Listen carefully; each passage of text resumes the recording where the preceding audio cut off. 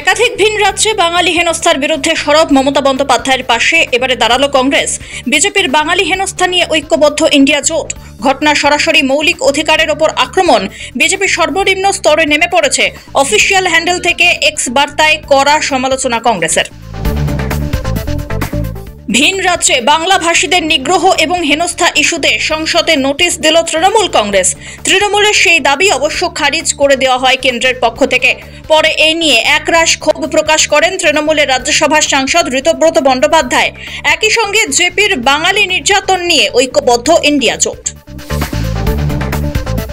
লাগাতার ভিন রাজ্যে হেনস্থার শিকার বাঙালিরা। ওড়িশায় বাংলা শ্রমিকদের হেনস্থার বিরুদ্ধে মামলার শুনানি হলো বুধবার। কলকাতা হাইকোর্টে বিচারপতি তপব্রত চক্রবর্তীর ডিভিশন বেঞ্চে চলছিল শুনানি। সেখানে তীব্র বিতর্কে জড়ালেন আইনজীবী কল্যাণ বন্দ্যোপাধ্যায় ও ওড়িশা সরকারের অ্যাডভোকেট জেনারেল। ওড়িশা সরকারকে 4 সপ্তাহের মধ্যে হলফনামা জমা দেওয়ার নির্দেশ।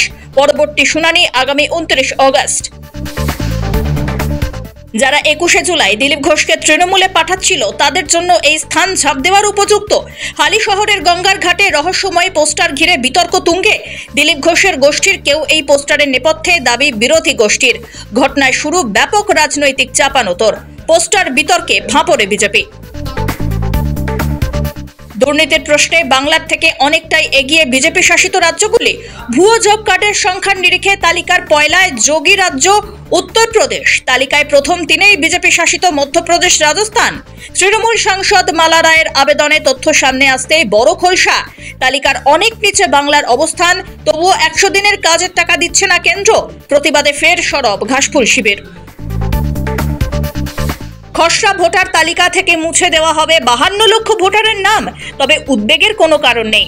1 সেপ্টেম্বর পর্যন্ত সেই তালিকায় হওয়া ভুল ত্রুটির ভিত্তিতে সব অভিযোগ নেওয়া হবে এবং প্রমাণ সাপেক্ষে তা সংশোধনও করা হবে।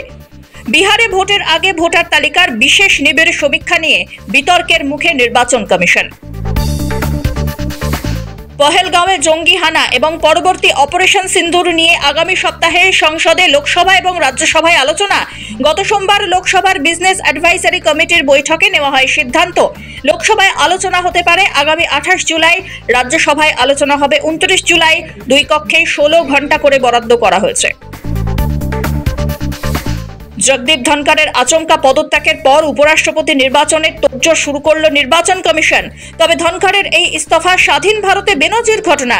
উপরাষ্ট্রপতি যদি পদত্যাগ করেন তবে যত দ্রুত সম্ভব নির্বাচন আয়োজনের বাধ্যবাধকতা রয়েছে নির্বাচন কমিশনের ওপর।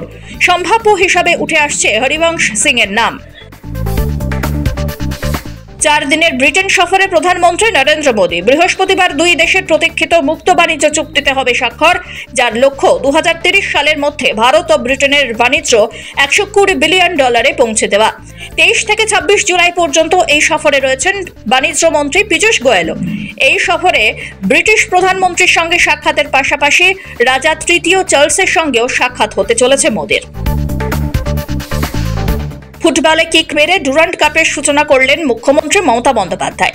বুধবার বিকেলে যুব ভারতী ক্রীড়াঙ্গনে তিনি উদ্বোধন করেন শতাব্দী প্রাচীন টুর্নামেন্টের। উদ্বোধনী অনুষ্ঠানের শেষে ম্যাচ শুরুর ঠিক আগে মাঠে আসেন মুখ্যমন্ত্রী। বুধবার যুব ভারতী ক্রীড়াঙ্গনে প্রথম ম্যাচে মুখোমুখি ইস্ট বেঙ্গল এবং সাউথ ইউনাইটেড। আসি আবহাওয়ার খবরে। আচমকাই গরমে নাজেহাল রাজ্যবাসী। তবে বেশি দিন ভোগ করতে হবে না এই অস্বস্তি।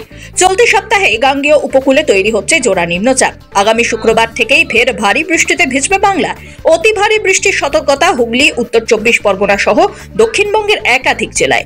উত্তরবঙ্গের 5 জেলাতেও জারি থাকছে বৃষ্টি, জানালো হাওয়া অফিস।